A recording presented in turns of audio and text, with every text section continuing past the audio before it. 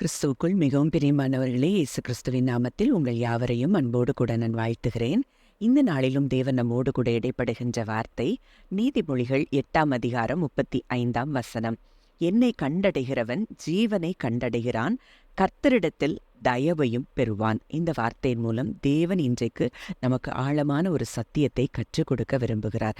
அப்போ இங்கே என்னை கண்டடைகிறவன் அப்படின்னு சொல்லி யார் சொல்றாங்க அப்படின்னு நம்ம பார்க்கும்போது, அந்த அதிகாரத்துல முதல் பகுதிகளில் நம்ம வாசிக்கும் போது அங்கே ஞானம் என்ன செய்தான், மேடைகள்ல, நாற்சந்திகள்ல, ஊர் வாசல்கள்ல, பட்டணத்து முகப்புல, நடைக்கூடங்கள்ல நின்று ஜனங்களை நோக்கி சத்தமிட்டு கூப்பிட்டு சொல்லுதான், பேதைகளை விவேகமடையுங்கள், மூடர்களே புத்தியுள்ள சிந்தனையாயிருங்கள்.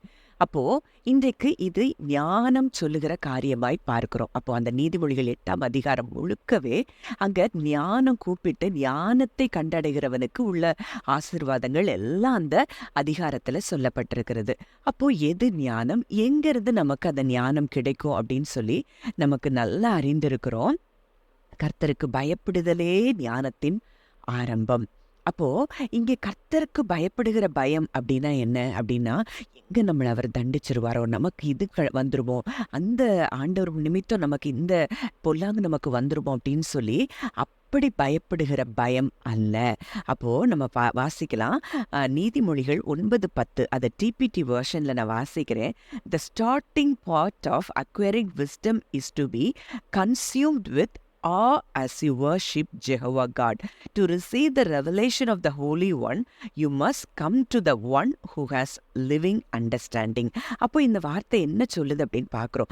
நமக்கு அந்த ஞானத்தின் ஆரம்பம், அதுக்கு ஸ்டார்டிங் பாயிண்ட் எதுனா, தேவனை பெரிதாய் பார்க்கிறது தான் அங்கே ஞானத்தின் ஆரம்பமாய் சொல்லப்பட்டிருக்கிறத நம்ம பார்க்கிறோம். அப்போ இன்றைக்கு நம்ம வாழ்க்கையில எதை பெரிதாய் பார்த்து கொண்டிருக்கிறோம்? சூழ்நிலைகளை, நமக்கு எதிராய் இருக்கிற ரிப்போர்ட்ஸை, நமக்கு எதிராய் மனிதர்கள் பேசின வார்த்தைகளை, எதை நம்ம பெரிதாய் பார்த்து கொண்டிருக்கிறோம்? அப்போ அது ஞானம் இல்லை.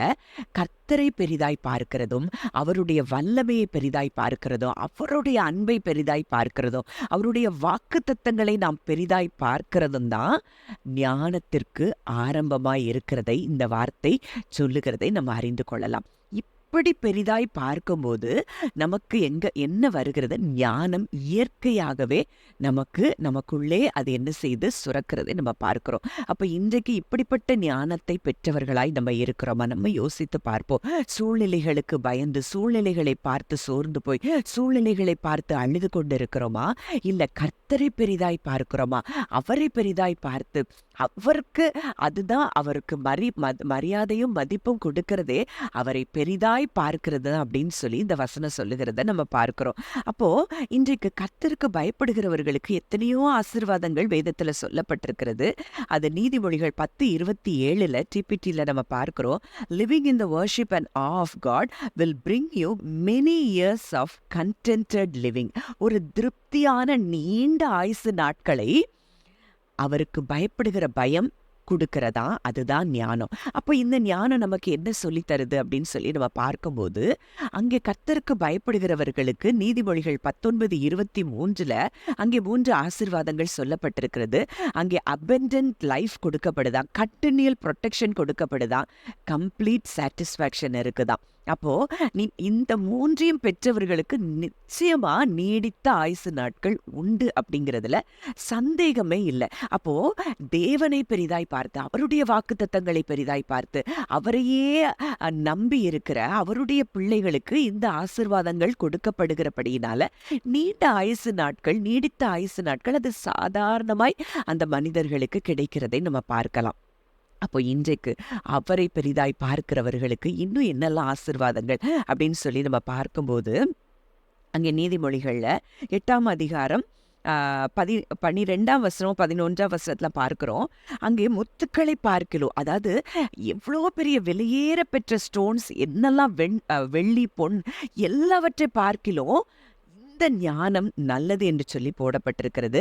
மேலும் 13ஆம் வசனத்துல நம்ம பார்க்கிறோம், தீமையை வெறுப்பது தான் கர்த்தருக்கு பயப்படுகிற பயம். அப்போ கர்த்தருக்கு பயப்படுகிற பயம் முதலாவது அவரை பெரிதாய் பார்ப்பதும், இரண்டாவதாக தீமையை வெறுப்பதும் கர்த்தருக்கு பயப்படுகிற பயம். இந்த பயம் இருக்கிறவங்களுக்கு என்ன ஆசீர்வாதம்லாம் அங்க சொல்லப்பட்டிருக்குன்னா, ஆலோசனையும் மெய் ஞானமும் இந்த ஞானத்திற்கு உள்ளே அடங்கி இருக்கிறது. ராஜாக்கள் இந்த ஞானத்தின் மூலம் தான் ஆளுகிறாங்களாம். என்னை சிநேகிக்கிறவர்களை நான் சிநேகிக்கிறேன், அதிகாலையில் என்னை தேடுகிறவர்கள் என்னை கண்டடைவார்கள். அப்ப ஞானம் சொல்லுது, என்னை சிநேகித்து கர்த்தரை பெரிதாய் பார்த்து அவருடைய வழிகளை பெரிதாய் பார்த்து அவருடைய வாக்குத்தத்தங்களை பெரிதாய் பார்க்கிறவர்களை நானும் சிநேகிக்கிறேன். அதிகாலையில் இந்த ஞானத்தை தேடுகிறவர்கள், அவரை பெரிதாய் பார்த்து அவரை வர்ஷிப் பண்ணி அவரை ஆராதிக்கிறவங்கள என்ன செய்வாங்களாம், இந்த ஞானத்தை கண்டடைவார்களாம். இந்த ஞானத்தை பெற்றவர்களுக்கு 18ஆம் வசனம் சொல்லுகிறது, ஐஸ்வர்யம், கனம், நிலையான பொருள், நீதி எல்லாம் இந்த ஞானத்தை பெற்றவர்களுக்கு கிடைக்கிறதா. அப்போ இந்த ஞானத்தை பெறுகிறதற்கு நம்ம செய்ய வேண்டிய ஒரே ஒண்ணு, அவரை பெரிதாய் பார்ப்பதும், அவரை அறிந்து கொள்வதும், அவருடைய வாக்குத்தத்தங்களை பெரிதாய் பார்ப்பதும், அவருடைய வல்லமையை மாத்திரம் பெரிதாய் பார்ப்பதும் தான் இந்த ஞானத்தை பெறலாம். அப்போ உதாரணத்துக்கு இதற்கு ஒரு காரியம் நம்ம சொல்லணும்னா, அங்க வார்த்தை சொல்லுது, அவருடைய செயலின் மேல் நம்பிக்கை வைத்து. அப்ப அவர் கிறிஸ்து எதை செய்து முடித்திருக்கிறார் அப்படின்னு சொல்லி பார்க்கும்போது, அவர் நம்முடைய தரித்திரத்தை சுமந்திருக்கிறார், வியாதியை சுமந்திருக்கிறார், நாம் குணமாகி இருக்கிறோம் அப்படிங்கிற அவருடைய வார்த்தைகளை நம்ம பெரிதாய் பார்த்து, இதுதான் என் வாழ்க்கையில கிறிஸ்து எனக்காக செய்து முடித்திருக்கிறான்னு சொல்லி அந்த காரியங்களை வைத்து அவரை துதித்து ஆராதிக்கும் போது அங்கே ஐஸ்வர்யம் நமக்கு வருகிறது, கனம் உண்டாகிறது, நிலையான பொருள், நீதி எல்லாம் நமக்கு உண்டாகிறதை நம்ம பார்க்கலாம்.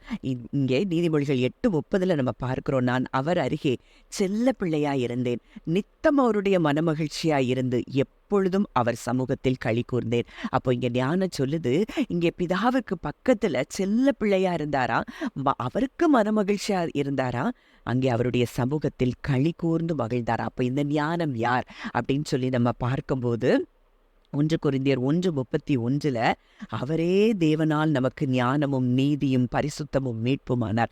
இன்றைக்கு அந்த கிறிஸ்துதான் இந்த ஞானமாய் இருக்கிறார் என்று சொல்லி இங்கே இந்த வார்த்தை சொல்லுகிறத பார்க்கிறோம். இன்றைக்கு இந்த கிறிஸ்துவுக்குள்ள நம்ம இருக்கிறோம், இந்த கிறிஸ்து இன்றைக்கு நமக்குள் இருக்கிறார் என்று சொல்லி வேதம் சொல்லுகிறது. அப்ப இன்றைக்கு எவ்வளவு ஞானம் பெற்றவர்களாக நம்ம இருக்கிறோம், ஆனா இதை அறிந்து கொள்ளாததுனால நம்ம எல்லாவற்றிலும் குறைவுள்ளவர்களாய் இருக்கிறோம். கொலோசியர் 2:3 கூட அவருக்குள் ஞானம், அறிவு என்பவைகளாகிய பொக்கிஷங்கள் எல்லாம் அடங்கி இருக்கிறது அப்படின்னு சொல்லப்பட்டிருக்கிறத பார்க்கிறோம். அப்ப இன்றைக்கு அவருக்குள்ளே இருக்கிற நமக்கு, அவர் நமக்குள்ளே இருக்கிறார்னா, இந்த ஞானத்தை பெற்றவர்களாய் பூமியிலேயும் சகல ஆசீர்வாதங்களை சுதந்திரித்தவர்களாய் நம்ம வெற்றியுள்ள ஒரு வாழ்க்கை நிச்சயமாய் வாழ முடியும், இந்த ஞானத்தை பெற்றுக்கொண்டவர்கள் என்பதை இன்றைக்கு இந்த சத்தியத்தின் மூலம் தேவன் நமக்கு விளக்கி காட்டுகிறார். ஜெபிக்கலாம். நல்ல தகப்பனே, நன்றியோடு உம்மை துதிக்கிறோம், ஸ்தோத்திரிக்கிறோம் அப்பா. இந்த நாளிலும் கூட எங்களோடு இடைப்பட்ட இந்த வார்த்தையின்படி அப்பா, நீரே எங்களுக்கு ஞானமாய், நீதியாய், பரிசுத்தமாய், வேட்புமாய் இருக்கிறீர் தகப்பனே. ஆண்டவரே, இன்றைக்கு நாங்கள் உம்மை பெரிதாய் பார்க்க, உம்முடைய வார்த்தைகளை பெரிதாய் பார்க்க, எங்க வாழ்க்கையில எதை குறித்தோ ஆண்டவரே நாங்கள் சிந்திக்காமல் யோசிக்காமல் உண்மையே நாங்கள் பெரிதாய் பார்த்து, உம்முடைய வல்லமே நாங்கள் பெரிதாய் பார்க்க எங்களுக்கு நீர் உதவி செய்யும்படி நாங்கள் ஜெபிக்கிறோம். பரிசுத்த ஆவியானவரே அப்பா, இதை கேட்கிற ஒவ்வொருவரையும் இந்த வார்த்தையின்படி ஆசீர்வதிப்பீராக. அப்பா, இந்த நாளிலும் கூட இந்த ஞானத்துல நாங்க ஒவ்வொரு நாளும் பெருக கர்த்தர் எங்களுக்கு கிருபை செய்வீராக. துதி கன மகிமையாவையும் இயேசு ஒருவருக்கே செலுத்துகிறோம். கர்த்தர் மீட்பருமாகிய இயேசு கிறிஸ்துவின் மூலம் கேட்கிறோம், ஜீவனுள்ள நல்ல பிதாவே, ஆமேன்.